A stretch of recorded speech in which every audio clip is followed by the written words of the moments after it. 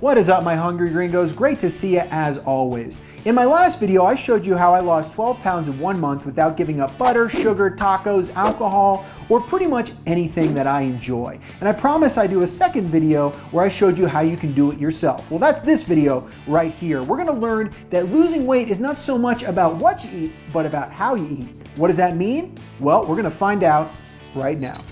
So just a little disclaimer, if you're not really a food person, this isn't the weight loss video for you.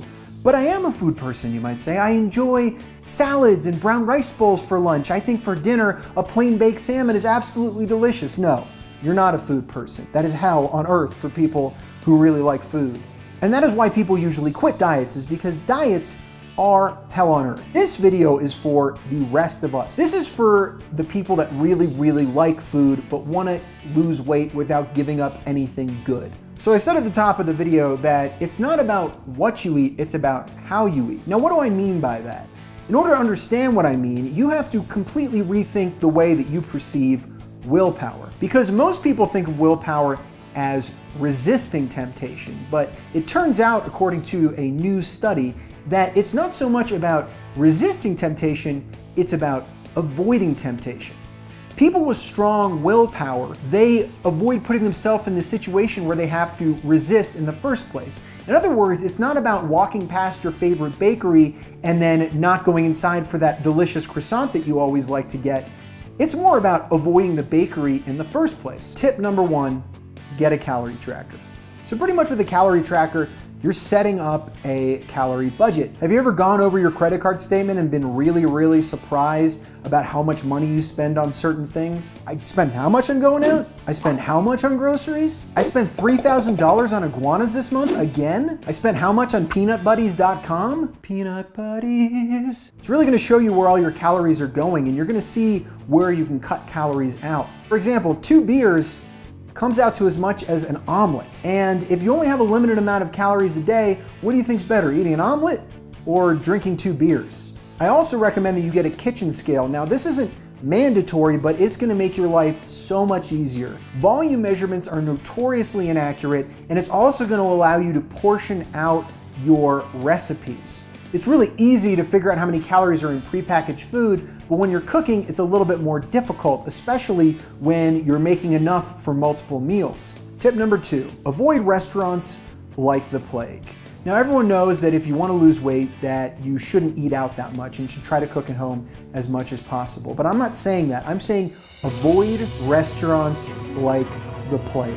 Imagine that a restaurant is a guy with a wheelbarrow full of dead bodies in 1435 going, "Bring out your dead, bring out your dead."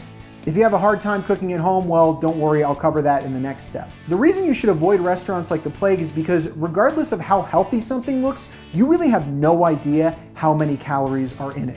Take these 3 menu items from a restaurant in an upscale department store. I'm not gonna say the name because they probably have a lot of money from selling nice dresses and they can sue me. Tell me which one you think has more calories, the cheeseburger, the vegan butternut squash ravioli with shrimp, or the harvest salad with salmon. I'll give you a second. Well, if you guess the vegan ravioli with shrimp, ding ding ding, we have a winner. You are correct. It comes in at 1,040 calories, 10 more calories than the cheeseburger. And you might think, well, I think I'm just gonna go for the harvest salad with salmon. Well, that'd probably be a bad choice too, because that has 850 calories. Do you know what has around the same amount of calories? A Cinnabon. This just kind of illustrates how hard it is to make the right choices at a restaurant. What seems like it might be the healthiest option is often not the healthiest option. So it's better to just stay in. Well, is it hard for you to eat in because you're too tired at the end of the day to think up a recipe and go to the grocery store? Well, that brings me to my next point. Tip number 3, menu plan. Now, I know it seems kind of like a pain, but trust me, a little bit of effort up front is gonna save you so much time, money, and frustration throughout the week if you just menu plan on like Sunday or Saturday for maximum an hour before you start the week. When you menu plan, you only need to make 1 trip per week to the grocery store. Let's say you take an hour menu planning. If that saves you 1 trip to the grocery store throughout the week, that's about the hour that you spent menu planning. So it pretty much pays for itself, time-wise, and also money-wise. Tip number 4, don't keep the thing in the house. I know you're thinking, what is he talking about? What thing? Think hard, harder. What's the thing? What's that thing that you cannot resist? For me, my weakness, I cannot control myself around jellied eels. No, I'm just kidding. It's not jellied eels, it's peanut butter. I cannot tell you how much I love peanut butter. I can eat infinite amounts of peanut butter. I have a bunch of spoons in my sink when I have peanut butter in the house because I just take one scoop, put the spoon in the sink and say, that's it, I'm not gonna have another. And then I have another, and I have another. And a sub note to that, don't keep a lot of prepared foods in your house. Like, make it so if you want to eat, you have to assemble something. Like if you want a cookie, you have to make cookies. So by the time you get all the ingredients together, your cookie temptation is probably faded. All the stuff that you can impulsively snack on in your house should be like fruits and healthy stuff that doesn't have a lot of calories. So you can just, grab it, eat it, be satisfied, and you didn't ruin your entire life with a jar of peanut butter, as I have. That's why I had to quit peanutbuddies.com. Peanut Buddies, it's a place for making peanut friends. Peanut friendship, it never ends. It looks like the light's fading, so cut to. All right, it's the next day. And it looks like my dog's gonna be joining us today. Hello. Hello. Tip number 5. A little bit of bad goes a long way. So I think one of the most important things, aside from being full, is you don't want to feel like you are depriving yourself. You don't want to feel like some sort of Buddhist monk in a temple on the top of a hill. Maybe that's a horrible stereotype. I don't know what Buddhist monks do, but whole milk in your coffee, sugar, butter, that kind of stuff, it's not going to make or break your diet, okay? So what I'm saying is disperse these little bad things throughout the day so you don't do the big bad things. If you switch up your skim milk for whole milk in your latte, add 2 packets of sugar like you really like to, and then have a glass of whiskey on the rocks to look forward to at the end of the night, that's about 189 extra calories. If you don't do those things, you'll be more inclined to be like, you know what? I deserve a treat today. I'm gonna have a blueberry muffin from Starbucks. Well, guess what? That muffin has double the calories of all of those things.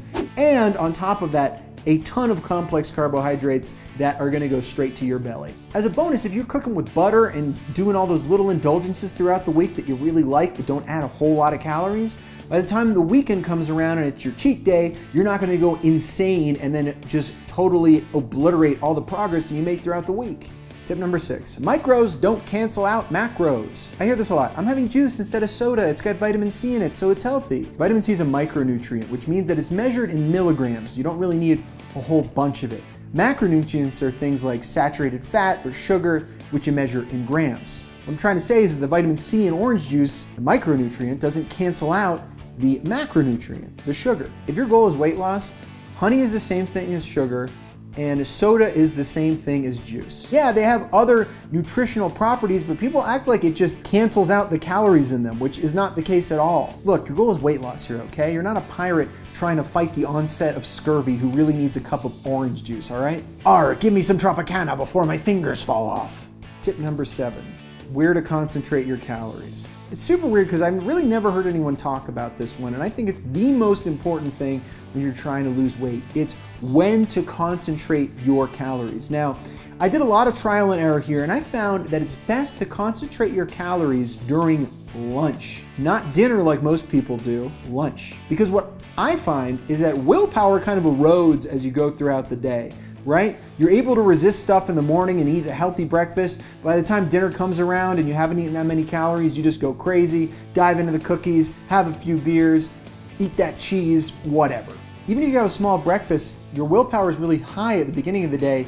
So even if you're starving, it's a lot easier to make it to lunch than if you had a small lunch and then you're trying to exercise a lot of willpower to make it till dinner because your stores are just completely depleted. I'd also recommend trying to eat as late of a lunch as possible so by the time dinner runs around, you're not super hungry and you're not about to go crazy. What's the best way to accomplish this? Eggs or beans for breakfast. That stuff keeps you super full and will hold you off really, really well until lunchtime. Something I noticed that I would do a lot is I would eat a small breakfast and a small lunch in order to save up calories. But by the time dinner rolls around, I'm so deprived that my brain is like, oh, I need calories.